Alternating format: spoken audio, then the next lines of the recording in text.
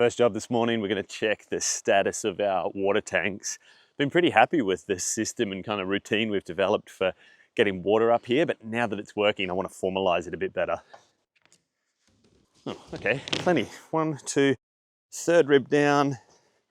So we're at about 60, 65%, but I've got a way that we can be a bit more hands-off and automated with it. So let's go check it out. Can't exactly walk past the pigs and not feed them. Okay guys, yeah. What I want to do right now is make a plan for our pump and our solar kind of setup that we've got going on down here. So I kind of featured this in a video, actually. It was part of a sponsorship arrangement. But Bluetti sent us these units, which was just awesome because this is like an all-in-one solar power setup. I don't need inverters and solar charge controllers and all of that sort of stuff, but it's not exactly waterproof. And literally the only thing I'm running off of it is our little Ozito pump. And so it's a continuous pump with a cutoff switch in it. So that's really the ideal solution for us, because what it means is I can have these permanently hooked up to, I've got half a dozen solar panels here, and it's just going to keep itself topped up, and I'm never really going to use more than the energy I'm bringing in. So at 5.5 kilowatt hours of storage, and the pump, let's say it runs at 550, it's a little bit more than that, but that's like 10 hours worth of pumping. And if I kind of marry this up with a float control switch up at the tanks, that means every time the tanks get full and close that valve, the pump senses the build-up in pressure, stops itself from pumping, and at 1,200 litres a day usage, when we're only needing about an hour worth of pumping, because I think we worked out it's 1,800 litres an hour. See, this is why you've got to know all these numbers. That literally means I only need to use 10% of this unit to pump our daily needs. Where a big battery unit like this is helpful is on a day like today. Like, I am definitely not going to be replenishing the power that I would use today. So that's where it's currently located, but these big trees here are just shading it out ridiculously. Between our two big dams, there's this big dam wall, because the dams are at different levels.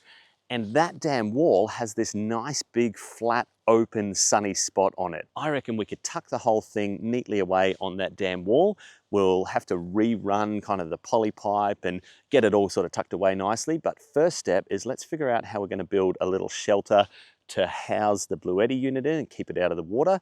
And then we'll structure kind of the panels and the pipework and everything around that. Man, once again, we only moved these pigs like, I feel like it was just a few days ago. And check out the work that they're doing. Kirsty had this really great idea in this space here. So that space back there, we're going to do vineyard. But in this space where they're going to be doing this strip grazing or strip tillage routine for us, once they've kind of opened up a whole lot of that for us, this is kind of a nice, convenient location to do some garden extensions. And so because our gardens are just up there, one of the things we're noticing is a lot of our kind of crops, so potatoes, garlic, you know, the things you want to plant a lot of, or things that take up a lot of space, cabbage, broccoli, yeah, they're just chewing up a lot of our space where we want to get kind of a good variety into our garden beds. We could, rather than use this space as grazing, like right out the front of our tiny home, so you're going to be smelling cows or whatever we graze in here, we could actually just use some of this as crop. So it's got nice, good drainage because we've got a good, gentle slope to it. We're going to be running irrigation anyway past this to get to our little vineyard here. So why not start to set up some rows where we might just start with potatoes and garlic and a few of those really easy things. Alrighty, let's feed chooks first and then we can get into this kind of mini project. I think they're starting to plan their escape. No, they're pretty happy in here, but we have to redesign because we've got this yard and like a hoop coop in the yard where they're all housed, but we're coming into breeding season and I can't have all of the breeds mixed in together, otherwise the eggs are going to be meaningless. And we want to sell, hey, oh no, she got out. We'll have to get her.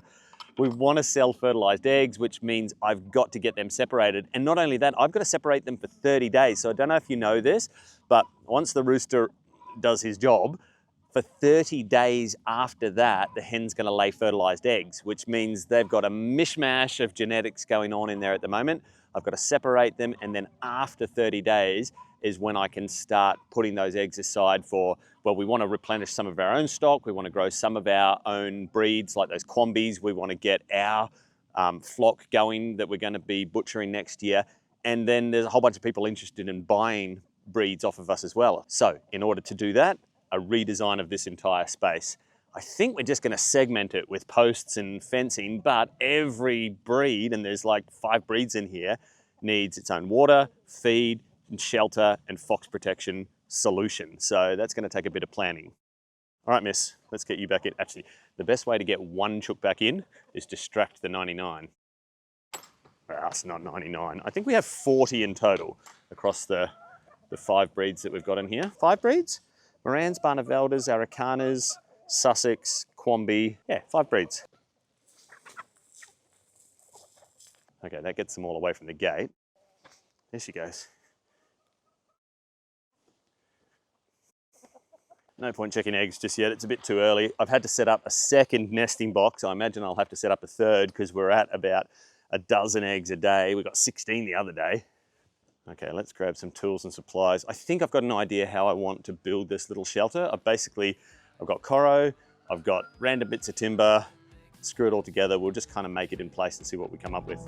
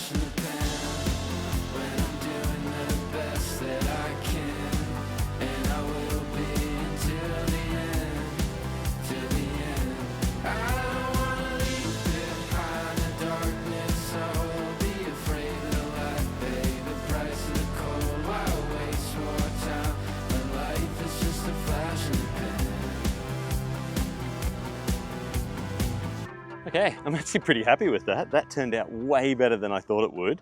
And that's definitely protected from the weather. Yes, I did use timber as my mounting rail for my solar panels, but it really isn't windy around here and it's not going anywhere. So now we get it wired up, and then the hard part is bringing all the plumbing around without losing prime. So I'm kind of hoping we can hold all the water in the lines that we've already got, and that way I don't need to muck around repriming this whole system. See how we go.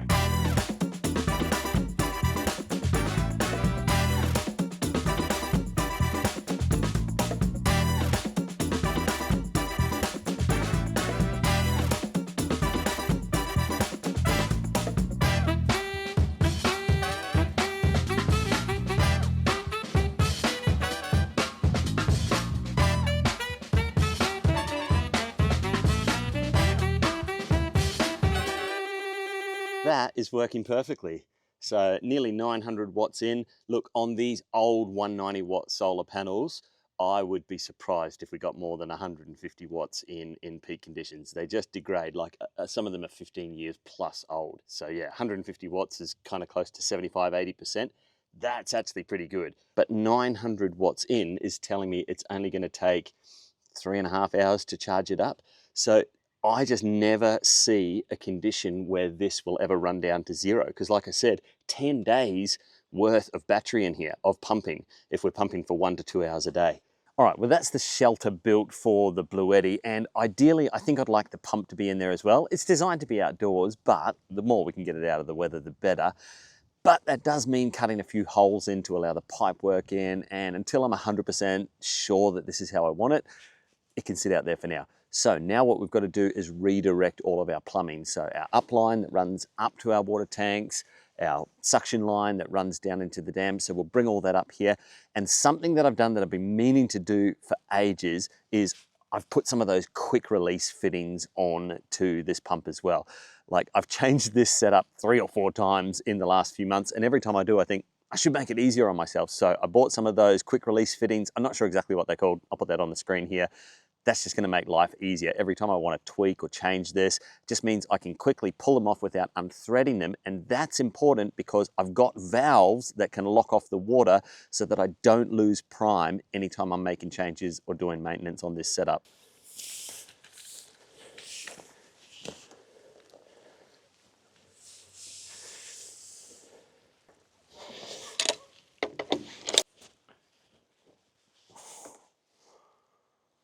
Well, that's embarrassing. Oh, no.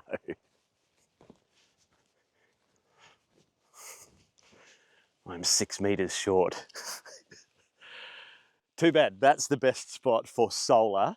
So I actually need the pump to be here. We're not moving the whole lot over there because otherwise that tree there is just gonna shade it all out. So I hate doing joins in pipe. Every join in a pipe is an opportunity for it to fail, but luckily that's an upline, not a suction line. So if it gets a tiny bit of air in it or has a tiny bit of a leak, it doesn't matter. Let's go find a 6 meter length and see what we can come up with.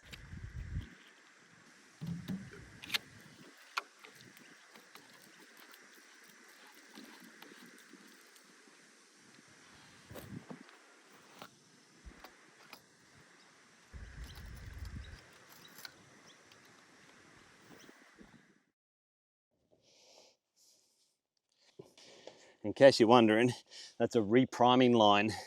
So this should be holding prime because we didn't really lose much water out of it. But say I had to fill this whole length, like it's 30, 40 meters all the way down to the dam and it's a couple of meters elevation, I can send water from the house, it runs all the way up to the house, down to here to prime it. So the amount of times I've needed to do that, it just made sense to set that up permanently. This here lets me know if it's going. So I've got an outlet here that, you know, if we needed to, we could do pressure here, we could set up a tap or whatever we needed here. But the main reason I've got it is so we can test and see if the pump's working. So we'll plug it in, switch it on, check for leaks, I guess.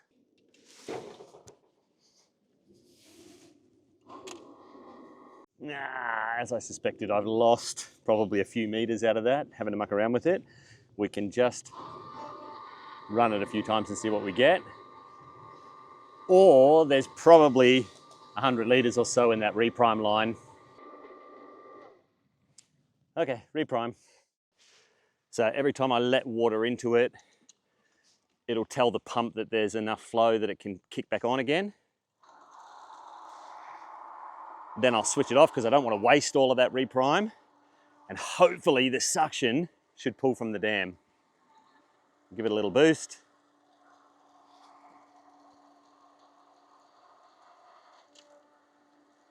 Oh, that's looking promising. And brown. We've stirred it up a bit.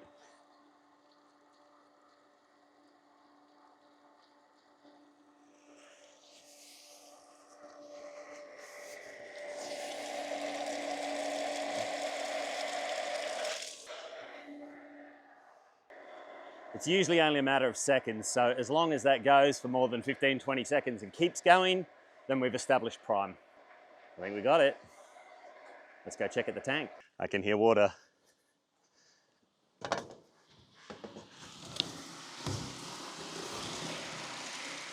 That's what we want to see.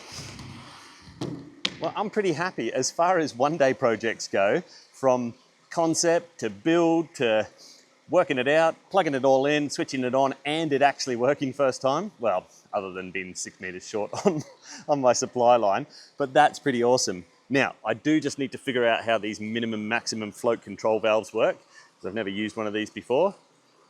One part's a weight, one part's a float, and then that's the valve in there. Anyway, we'll hook it up and see how it works, but I'm calling that a win, and I'm calling that beer o'clock. See you next video.